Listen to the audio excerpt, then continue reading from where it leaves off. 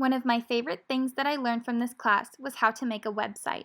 This website allows for parents and students to connect with me easily.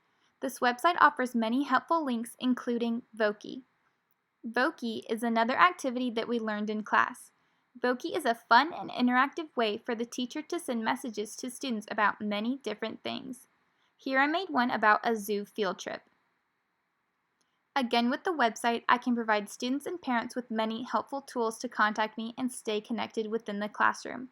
I will definitely be using a website similar to this one in my future classroom.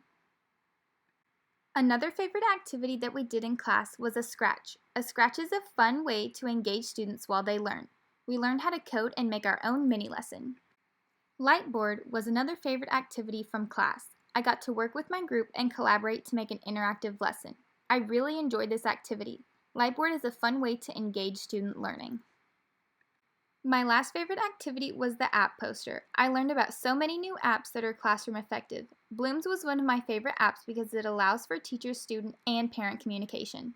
One of my favorite topics from the book was assistive touch for special needs students on page 129. I really like how this is touched on in the book because as educators, we will have to teach many different students. I also liked how the book talked about managing classroom behavior on page 168. Classroom management is so important in a classroom. The book talks about keeping track of positive and negative behaviors, graphing academic achievement, and different self-monitoring tools. On page 98, the book talks about interactive games and simulations. I will definitely use games and simulations in my classroom as a learning tool. This allows students to have fun and stay engaged while learning. Mobile devices are another subject that was touched on in the book. I will also definitely use mobile devices in my classroom.